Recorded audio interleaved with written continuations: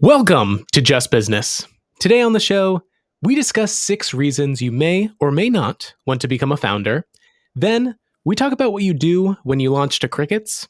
And finally, we talk about why pen and paper is still the best way to prototype your next startup idea. First up, Henry, who in their right mind would ever want to become a founder? This I shit is so know. hard. Yeah, many sleepless nights wondering that question. The honest truth for me is I feel kind of stuck here. I can't go. I have a confession for you, What Drew. is that, Henry? I did a very bad Oh thing. boy. I essentially did everything backwards in shipping a product, launching a business.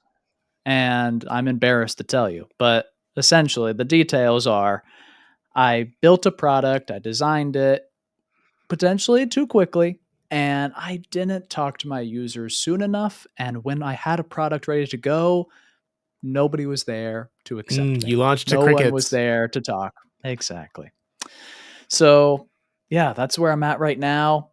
I feel like I'm playing catch up. I feel like I have to go backwards because I did product development backwards. I launched my business backwards. So, I'm I'm okay with it, but I just had to get it off my chest. That's what happened. It could happen to you if it happened to me. Do you have any ideas on, should I be ashamed of this? Oh, Did I Henry. do something wrong? Well, the first thing I want to say, obviously up front, is that I think it takes real courage, right, to admit that to both yourself and to a public podcast. Because I think in this space, right, like this is so common. This is why Mhm. every single freaking talk that you watch in startup school and on YouTube and all these things is don't do this. It's not because everyone is doing it right. It's because everyone's doing it wrong. And that's part of the game. It's part of the learning experience. And I honestly, in some part of me, think that it's just human nature. It is human nature to have an idea in your head and to find the tools and equipment and all that stuff to just make that thing, right? It is so contrary to our nature to stop, pause, don't do that. Don't go down the path of, flexibility, control, where you have all of the levers at your disposal and instead go do this horribly hard thing, which is go be judged. Yeah, the the exposure. exposure to the market, to your customers. Like you've got like a baby, like an ugly baby, and you want to care for that, and dress it up nice and all that stuff before you go show it to people. And so I want to say first, one, I think everyone does. I'm guilty of this, right? Two, there should be no shame, right? Shame is such a useful emotion in so many ways until it's not, right? Right. And in this moment, right, we shouldn't be ashamed when we've done something quote unquote incorrectly. Right. Also, there are so many examples that we often give. This is the whole success bias thing of products that do launch and just grow infinitely. Right. And Sure. Yeah. why create all this shame for not doing it quote unquote correct when so many people are praised for doing it incorrectly? Right. So let's remove the shame. The next thing I want to ask you, Henry, is after you've let go of that shame, what's the harm? What happens now? What have you wasted? Yeah, not as much harm as you may fear. Yeah. I think the reality of where I'm at is things are just going slower than I wanted them to go. And the hard truth is, one of my mantras of 2024 is everything takes forever.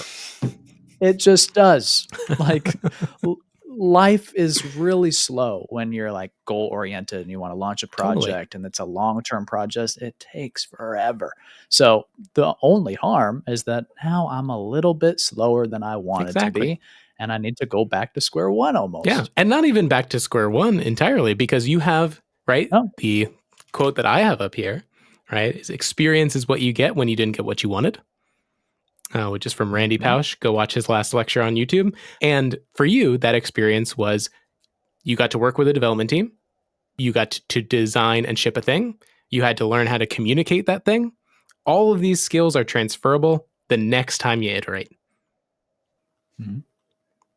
Yeah, absolutely. And the reality is I still have something and the thing might still work, Exactly. but I need to go talk to more users, do what we always preach.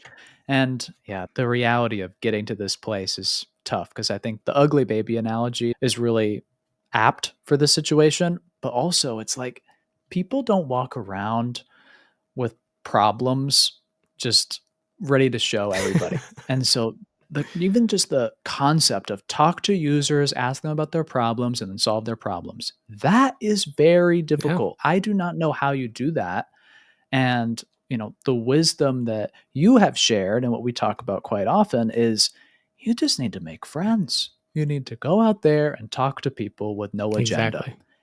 Be And genuinely their curious. curiosity, Yeah, that mutual curiosity will lead them to be interested in what you do. And this you might not like, but sometimes I think people need to see something to know that it will help them. Like just talking about your idea and how it's going to solve all their totally. problems is really difficult for most humans to like get behind, especially when they need to pay for that service. And so I feel like just making friends, having conversations, no stakes involved will actually invite more opportunities to test your solution with real Yes. people. Yeah, exactly. And I want to dovetail this conversation of, no shame if you've done this out of order, but this is the reason why all of the advice is to do it in the reverse order, right? If you can build a coalition of even like 25 people who you've identified, you know, share a common problem, have identified what their current process to solve that problem is, and have built a relationship where if you were to say, hey, I'm thinking about making a potentially better way of solving this problem for you, would be so much more likely and reticent because they like you, right? They trust you to try it. Because, the hard part about launching to crickets is not that you weren't some sort of viral sensation. And if that is your expectation, dear listener, I'm so sorry to disappoint you, but that's not going to happen. Uh, and if it does, comment No. down below that I was wrong. And I'm so happy for you. Thing that's so much better, right, is launching to the 25 people, right? Like having that immediate feedback, not just of do people sign up for the wait list, but how do they actually use the thing, right?